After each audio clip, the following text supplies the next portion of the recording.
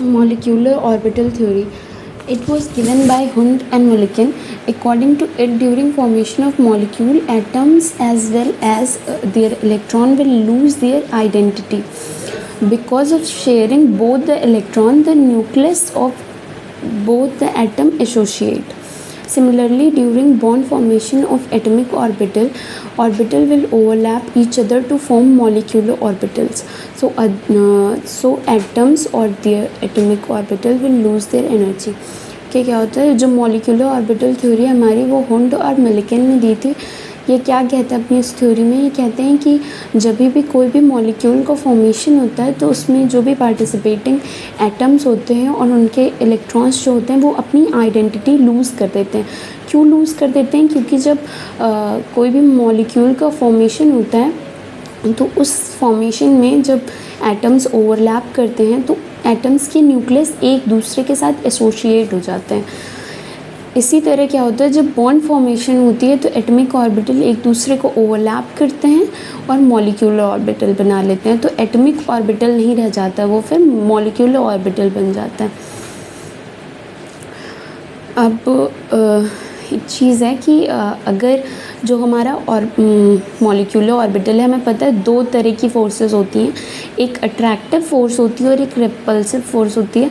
तो अगर जो हमारा मॉलिक्यूल है वो अट्रैक्शन से बना हुआ है, अट्रैक्टिव फोर्स से बना हुआ है, तो वो लो एनर्जेटिक होगा. मतलब उस मॉलिक्यूल की energy in comparison with those atom जिनसे वो बना है उससे कम होगी. बट अगर वहीं वो मॉलिक्यूल जो है रिपल्सिव फोर्स से बना हुआ है, रिपल्शन से बना हुआ है, तो क्या होगा, उसकी एनर्जी हाई होगी in comparison with constituent atom. Bonding molecular theory. When two atomic orbital will overlap each other, then they will form two molecular orbital. Out of these, when molecular orbital formed by attraction force will be low energetic in compared to atomic orbital is known as bonding molecular theory. अच्छा, हमें पता है कि जब दो atoms मिलते हैं, overlap करते हैं दो एटमिक ऑर्बिटल, तो वो एक मॉलिक्यूलर ऑर्बिटल बनाते हैं. ठीक है.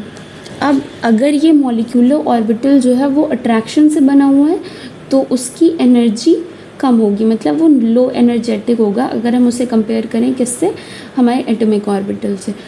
तो ये जो थ्योरी है कि अगर अट्रैक्शन से बना हुआ है मॉलिक्यूल तो उसकी एनर्जी कम होगी, इस थ्योरी को हम बोलते हैं bonding molecular theory.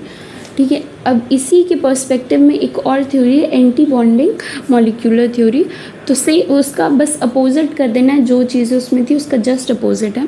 When two atomic orbital will overlap each other, then they will form two molecular orbital.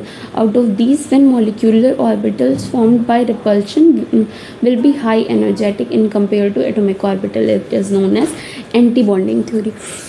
अब ये क्या है, जब एज यूजुअल दो एटमिक ऑर्बिटल मिल के एक मॉलिक्यूलर ऑर्बिटल बनाता है, तो क्या होता है, अब जो वो मॉलिक्यूलर ऑर्बिटल बना है अगर वो रिपल्शन फोर्स से बना है तो हमने पढ़ा है कि उसकी एनर्जी जो है वो हाई होगी अगर हम एटमिक ऑर्बिटल से कंपेयर करें. तो मतलब अगर हम एटमिक ऑर्बिटल से कंपेयर कर रहे हैं उसकी एनर्जी को तो उसकी एनर्जी हाई होगी.